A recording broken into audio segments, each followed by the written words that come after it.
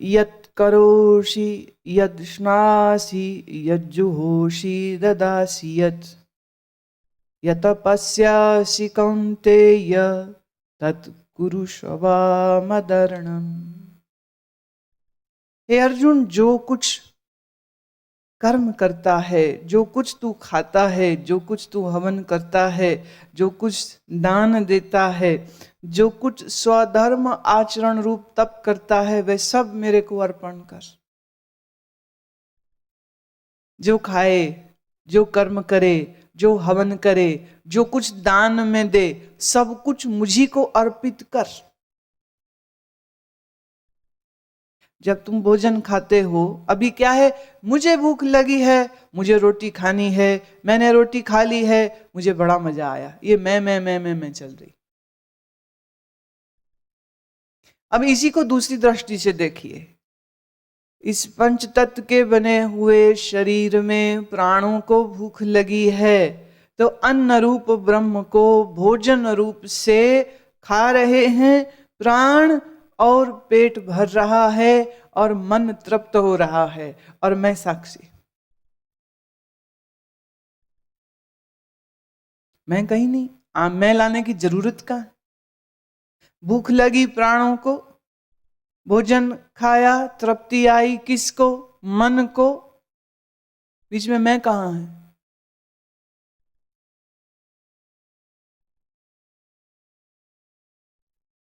मैं को लाने की जरूरत ही नहीं। जो कुछ कर्म करता है, अब देखो कर्म की प्रोसीजर देखे, मन में एक तरंग उठी कि प्यास लगी है, शरीर के द्वारा नर्वस सिस्टम से ब्रेन को मैसेज पहुंचा प्यास लगी है, मन ने तरंग उठाई कि पानी पी लूं, तो शरीर उठा, तो दिमाग भी चला कि रसोई इधर है और रसोई में पानी पड़ा हुआ है, तो तुम्हारे पैर चले, तो फिर हाथ चले, तुमने गिलास उठाया भरा, फिर मुंह चला, तुमने पिया, घूंट भरा, अंदर गया, प्यास बुझी, किसकी, तुम्हारी। कर्म जो हुआ, इस पूरे कर्म के खेल के पीछे क्या है, मन की एक तरंग ही तो है, एक विचार ही तो है। तो मन ने विचार उठाया, शरीर चला, हाथों ने पानी डाला, मुख ने पिया, पेट तक पहुंचा, बात खत्म हो गई। बीच में मैं कहां पर। बाहर जो जल तत्व है वो भी ईश्वर का है, और तुम्हारे शरीर में जो जल तत्व है वो भी ईश्वर का है। यह जो मन है ये माया से बना है, माया भी प्रकृति की है, प्रकृति ईश्वर का है। बीच में तुम कौन, बीच में तुम कहां से आ गए।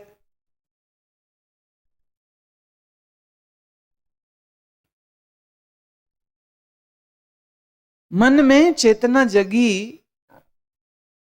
तो आंख खुली, आंख खुली तो बाहर प्रकृति के बने रंग दिखे, रंगों को देखा तो मन ने आनंद अनुभव किया, कितना सुंदर सूर्यास्त है, कितना सुंदर इंद्रधनुष है, कितना सुंदर सूर्य उदय है, कितने सुंदर फूल है, कितनी प्यारी बच्ची है, कितनी प्यारी महिला है, कितना सुंदर पुरुष है।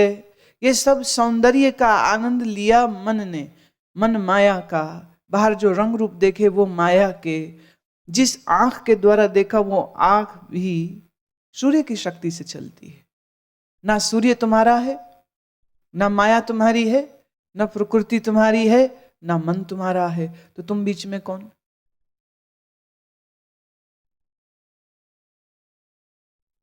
नेत्रों ने रंग देखा, मन ने आनंद पाया, कानों के द्वारा शब्द सुना, मन ने आनंद पाया, जीभ के द्वारा स्वाद चखा, मन ने आनंद पाया, छू के पहन के कुछ देखा, स्किन को मजा आया, महसूस किया मन ने। तो ना मन तुम्हारा, ना तन तुम्हारा, सब कुछ उसी का है, उसी को अर्पित कर दे।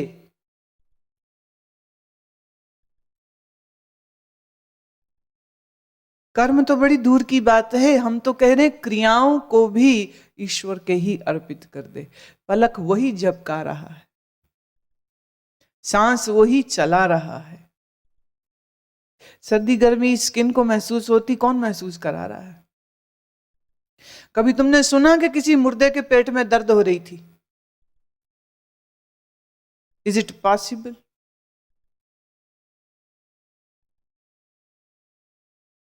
क्या ऐसा संभव है? मुल्ला नसरुद्दीन नदी में नहाने गया, उसके मित्र भी साथ में आ गए, बोले चलो हम भी चलते हैं। तो मुल्ला को तो तैरना आता है, वो तो खूब छपाक छपाक नदी में तैरे और पानी उछाले। मित्र किनारे में बैठे थे। मुल्ला कहते आओ ना, आओ ना। तो वो जरा से पैर नदी के पानी में डाले, बोले नहीं, बड़ा मजा आ रहा है, यही पैर ठंडे कर रहे हैं, हम नहीं आते अंदर, हमें तैरना नहीं आता है और नदी डुबा देगी। बोले हद हो गई, गलत। नदी ने आज तक किसी को नहीं डुबाया, नदी तो हमेशा तार देती। वो कैसे? वो कैसे? कहते देख, तू आ इधर, तेरे को नहीं आता तैरना, तू उल्टे सीधे हाथ पैर मारेगा, पानी से लड़ाई करेगा। जिसे तैरना नहीं आता है ना, तो देखा कभी किसी बंदे को, उसे उतार दो तुम पानी में, तैरना आता ना हो तो वो पानी को पीट रहा है, पानी में हाथ पैर उल्टे सीधे मार रहा है। देखा जाए तैरने वाला भी तो हाथ पैर ही मारता है, पर वो पानी से झगड़ा नहीं कर रहा है। पानी की सतह पर तुम अपने आप को छोड़ दो, बस लड़ो मत, पानी तुमको तैराती रहती।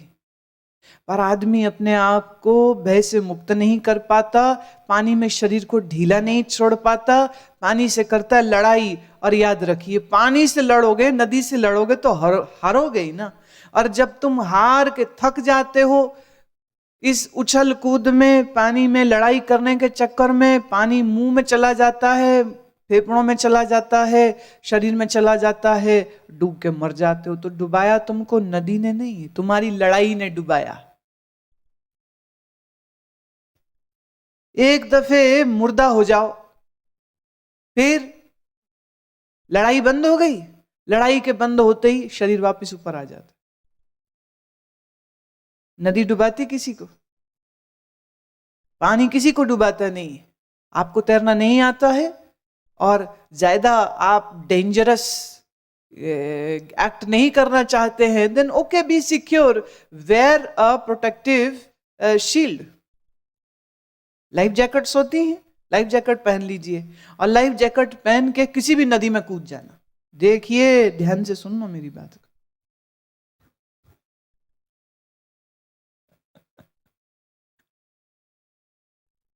लाइफ जैकेट पहले पहनिए, तो नदी में बाद में कोशिश कीजिएगा, पहले किसी स्विमिंग पूल में कर लीजिएगा। कभी कभी ऐसी मस्ती करनी चाहिए। Thrill, the thrill which comes, आपके शरीर में ऐसा एड्रेनलिन रश आता है, you will feel so good.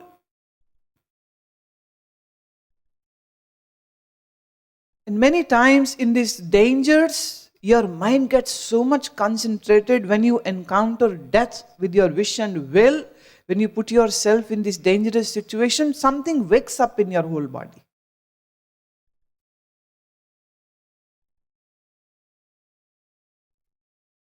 Shield पहनिए, लाइफ जैकेट पहनिए, छलांग लगा दीजिए। पहली बार बड़ी जान निकलेगी। मुल्ला ने तो अपना किस्सा सुनाया कि उसके मित्रों ने कहा चला नहा नहा, वो कहते मुझे तैरना नहीं आता। बोले नहीं ना, हम सिखा देंगे। बोले बाहर सिखाओ पहले, फिर आऊंगा अंदर। बोले पागल, जब तक अंदर नहीं आएगा हम सिखाएंगे कैसे? बोले मैं गीला नहीं हो सकता हूं जब तक मुझे तैरना ना आता हो, पहले तैरना सिखाओ फिर गीला हो जाऊंगा, अभी नहीं आ सकता हूं। तो जबरदस्ती मित्रों ने कहा हम ले जाएंगे। तो स्विमिंग पूल के किनारे लगे हुए उस डंडे को मुल्ला ने 2 हाथों से यूं जकड़ा, 4 दोस्त खींच खींच के रह गए, डंडा उखड़ गया। तो ही जाके मुल्ला नदी में पूल में पहुंचा, और पहुंचने के बाद उसने जो थामा जोर से सबको कि दूसरों को डुबाने की हालत हो गई, तो सबने उठा के उसको किनारे में पटका। अरे हद होगी, तू तो हमें मार देगा। आप जल से लड़ाई नहीं कर सकते हो, जल किसी को डुबाता नहीं है। तो कभी कभी अपनी देह को ऐसे किसी जल प्रपात में अपने छोड़िए, पूल में या छोटी किसी ठहरी हुई नदी में, जहां कोई तुम्हारा निरीक्षण, माने तुम लड़ाई करने लगो और जब तुम अपने आप को डुबाने लगो तो कोई तुम्हें बचाए। नदी नहीं डुबाती, कभी कभी नहीं डुबाती।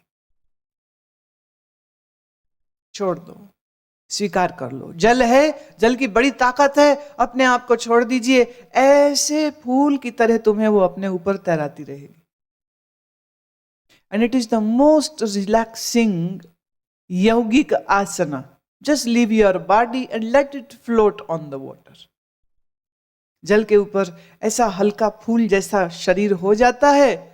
और अगर कहीं किसी खुले आकाश के नीचे ये नदी या जल हो या पुल हो और ऊपर से तुम तारों को देख सको और चंद्रमा को देख सको और हवा और बादलों को देख सको, तो ये अपने आप में अद्भुत अनुभव है।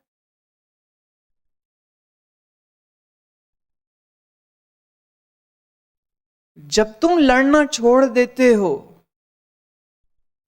जब तुम लड़ना छोड़ देते हो इस जीवन से, तो यह जीवन तुम्हें तैरा देता है। जब तुम इस जीवन से लड़ते हो तो यही जीवन तुम्हें,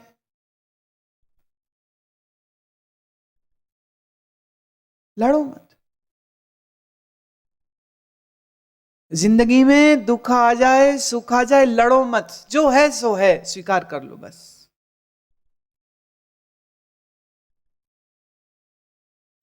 कठोर की कोमल जैसे भी रिश्ते तुम्हारे आसपास हैं, स्वीकार कर लो, मत लड़ो उनसे। लड़ोगे तो तुम डूबोगे, स्वीकार कर लोगे तो तैर जाओगे। तो तैरो। जो कुछ कर्म हो वह ईश्वर के अर्पित करे, जो कुछ अन्न खाओ वह ईश्वर के अर्पित करे, जो कुछ दान दो वह भी ईश्वर के अर्पित करे। तो अपने आप को संपूर्ण रूप से ईश्वर के जो अर्पित हो जाते हैं उनके लिए भगवान कहते हैं, अगला श्लोक लेते हैं, शुभाशुभ फलैरैवं मोक्ष से कर्म बंधने संन्यास योग युक्तात्मा विमुक्तो मामुपैष्यसि। इस प्रकार कर्मों को मेरे अर्पण करने रूप संन्यास योग से युक्त हुए मन वाला तू शुभाशुभ रूप कर्म बंधन से मुक्त हो जाएगा और उनसे मुक्त हुआ तू मुझी को प्राप्त होगा। शुभ हो अशुभ हो, कर्म कैसा है उसे ईश्वर के अर्पित कर दिया तो मुझे उसका कर्म बंधन कैसे। देह तेरी, मन तेरा, बुद्धि तेरी, और जो कुछ हो रहा है वह भी तेरी इच्छा से।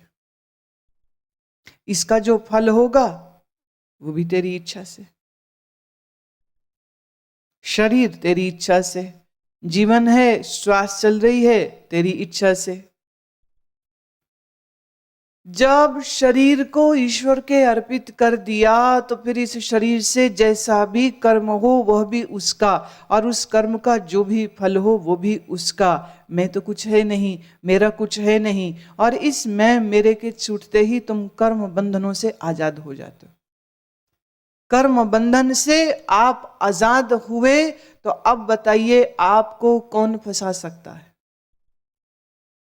फंसाया आपको कर्मों ने नहीं था, बंधन आपको कर्मों ने नहीं दिए थे। ये मैं हूं, ये मेरा है, बंधन इसी से आया, किसी और ने नहीं दिया, किसी और ने नहीं दिया। तुम्ही ने अपने बंधन बांधे हैं, तुम ही अपने बंधनों को खोल सकते हो। और अपने बंधनों को खोलने के लिए करना सिर्फ इतना है, मैं कुछ नहीं, मेरा कुछ नहीं, बात खत्म हो जाती। मैं मन वाला हूं, मुझे बंधन है, मुझे अज्ञान है, मेरा अज्ञान कब दूर होगा, छटपटाता है, तड़पता है इस बात के लिए। मेरा अज्ञान दूर कब होगा, मेरा भव बंधन दूर कब होगा, मुझे ईश्वर दर्शन कब होंगे, मेरी कुंडलनी कब जगेगी, मुझे समाधि कब होगी। इस सारे सिड़ स्यापे में से सिर्फ मेरे को निकाल दो, तो फिर समाधि भी होगी, कुंडलनी भी जगेगी, चक्र भी खुलेंगे, ईश्वर दर्शन भी होगा, आत्मानुभूति भी होगी। पर पहले इस मेरेपन को निकालो। मुझे कब होगा? Who are you? कौन हो तुम? कौन हो तुम? मुझे कब होगा, मुझे कब मिलेगा, मुझे प्रकाश कब दिखेगा, मुझे आनंद कब होगा, मैं कब मीरा की तरह नाचूंगा, मैं कब गोपियों की तरह मस्त हूंगा। मैं इसी मैं के ते रोग को हटाना है, इसी मैं के रोग से स्वयं को मुक्त करना है। बाकी सब कुछ अवेलेबल है। तुम्हारी मैं मेरी ही आड़े आ रही है, तुम्हारी मैं मेरी ही तुम्हें अंधा बना रही है, तुम्हारी मैं मेरी ही तुम्हारी आंख पे पट्टी बन जाती है। इस पट्टी को खोलो, मैं मेरी को तिलांजलि दो। असर्व कर्म बंधनों से जो मुक्त हुआ, माम उपैष्यसि, वो मुझी को प्राप्त हो जाता है। क्या किया? इस मैं मेरे को हटाया, बस। आप लोग सभी अपने हाथों की ओर देखिए, बायां दायां हाथ दोनों सामने रखिए, अपने दोनों हाथों की ओर देखिए, ध्यान से देखिए, अंगुली के पोर पोर को देखिए, अंगूठे को देखिए, हथेली को देखिए, उस पर खिंची लकीरों को देखिए, देखिए, खूब देखिए, और देखिए, और देखिए, और पूछो, ये हाथ तुम्हारे हैं? हाथों से पूछो, क्या तुम मेरे हो? देखो हाथों को और पूछो इन हाथों से, क्या ए हाथ तू मेरा है? ए बायां हाथ है, दायां हाथ, क्या तू मेरा है? ध्यान से देखते जाओ, देखते जाओ, देखते जाओ, देखते जाओ, देखते जाओ, देखते जाओ। और अगर बहुत गहरे से देखने लग गए तो एक क्षण ऐसा भी आ सकता है जब लगेगा ये हाथ किसके है? किसके है ये हाथ? इन हाथों का ये शेप तुमने दिया, इन हाथों पर ये रेखाओं को क्या तुमने खींचा? नहीं, किसी और ने तेरे हाथों को बनाया है, किसी और ने इन हाथों पर ये रेखाएं खींची हैं। ये हाथ जिस बांह से जुड़े हैं वो बांह भी किसी और की है, ये बांह जिस शरीर से जुड़ा है वो शरीर किसी और का है। ये शरीर है पंचभूतों का, पंचभूत है प्रकृति के, प्रकृति है ईश्वर का। तो ये हाथ है ईश्वर के, तेरे तो है ही नहीं।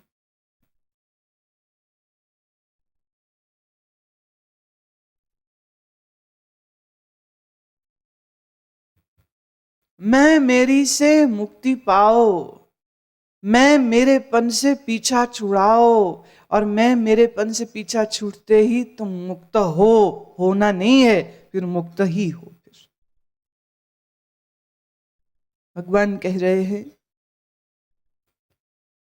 समोहम सर्वभूतेषु न मे द्वेषो अस्ति न प्रियः, ये भजन्ति तु माम भक्त्या मयि ते तेषु चाप्यहम्। मैं सब भूतों में संभाव से व्यापक हूं, न मेरा कोई अप्रिय है, न मेरा कोई प्रिय है, परंतु जो भक्त मेरे को प्रेम से भजते हैं वे मेरे में और मैं भी उन्हीं में प्रत्यक्ष प्रकट होता हूं।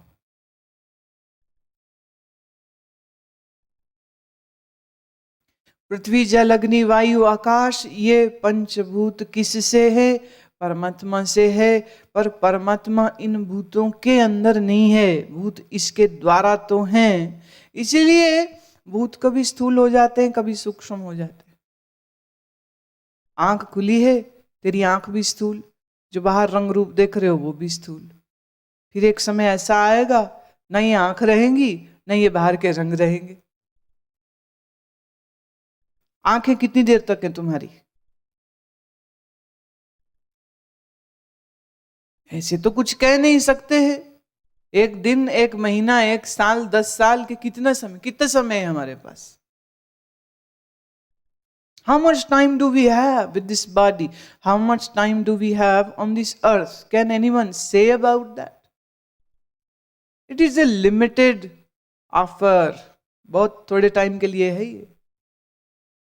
तो आंख है स्थूल, आंख खुलेगी तो बाहर देखेगी, रंग रूप देखेगी, और जो बाहर रंग रूप दिख रहा है उसकी भी एक टाइम लिमिट है।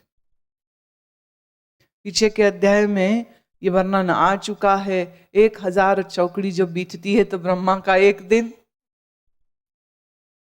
ऐसी जब 1000 चौकड़ी बीतती है तो ऐसे ब्रह्मा 100 साल जीते हैं, और जब ये ब्रह्मा के 100 साल पूरे होते तो विष्णु का एक पल। ऐसे ही विष्णु 100 साल जीते हैं, और जब विष्णु का काल खत्म होता है तो यह शिव जी का एक पल। और ऐसा जब एक कल्प के पर्यंत चलता रहता है तो ये सारी सृष्टि महाप्रलय हो जाएगी, सारी सृष्टि समाप्त हो जाएगी। समाप्त हो जाने का अर्थ ये नहीं कि फिनिश, ना ना ना, बस इतना ही होगा कि सूक्ष्म हो जाएगी।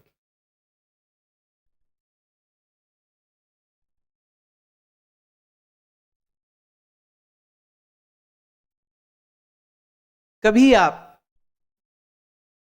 ऐसा संजोग बने तो डिस्कवरी में और बीबीसी स्पेस, आवर स्पेस, इस तरह से कुछ एक वेबसाइट्स हैं, उनमें आप टाइप अगर करें ब्लैक होल तो वो प्रलय का एक एनिमेटेड फॉर्मेशन उन्होंने वहां बना के रखा। नासा ने भी उसको बनाया है। नासा से जुड़ के कुछ डॉक्यूमेंट्रीज ऐसी तैयार हुई हैं जिसमें उन्होंने एक काल्पनिक कार्टून फिल्म, एक परिदृश्य तैयार किया है जिसमें कैसे सूर्य में विस्फोट होंगे और कैसे ये ब्लैक होल सूर्य को लपेट के खा जाएगा। और बोले इसके पहले के सूर्य खत्म हो, हम तो उसके पहले सब खत्म हो चुके होंगे। इस पृथ्वी पर एक भी इंसान नहीं होगा, एक भी वनस्पति नहीं होगी, एक भी जीव जंतु नहीं होगा, क्योंकि सूर्य समाप्त हो इसके बहुत पहले यहां पृथ्वी पर सब कुछ समाप्त हो जाएगा।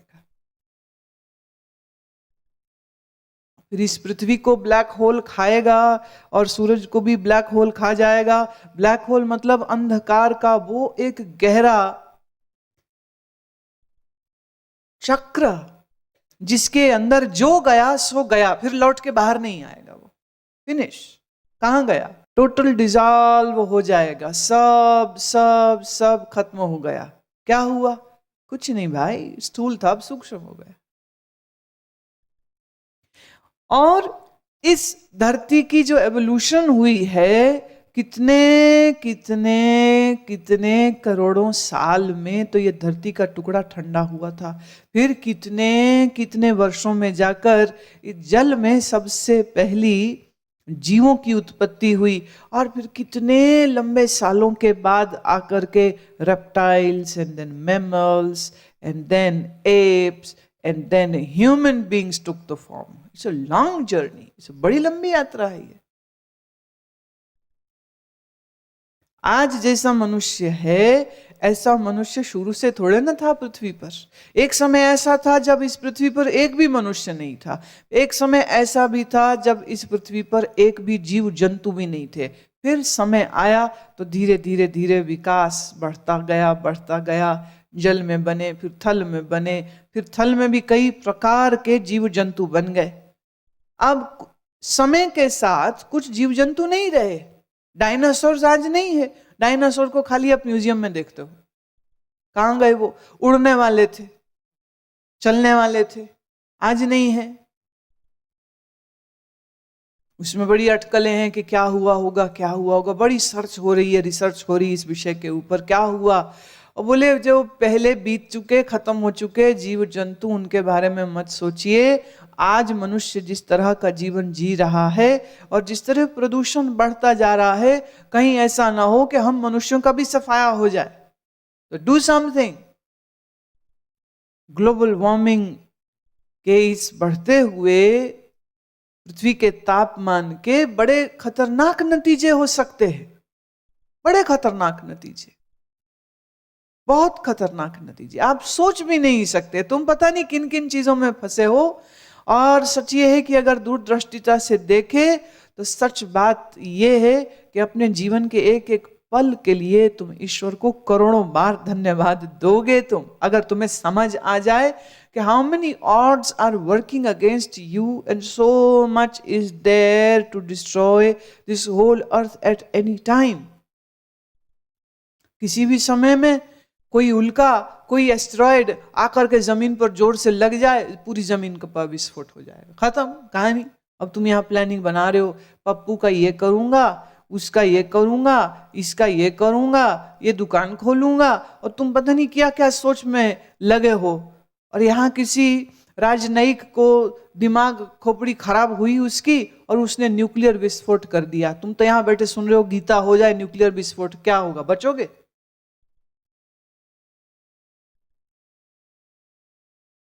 मौत का पहरा तो चारों ओर से चल रहा है।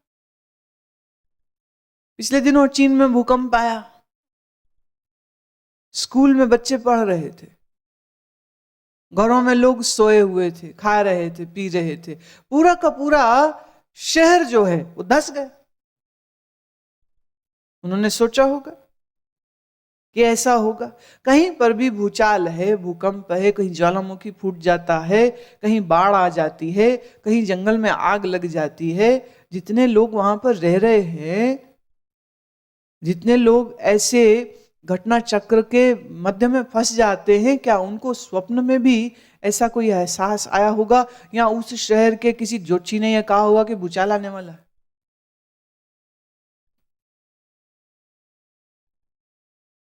मौत जब आती है अचानक आती है, और आएगी तो करेगी क्या?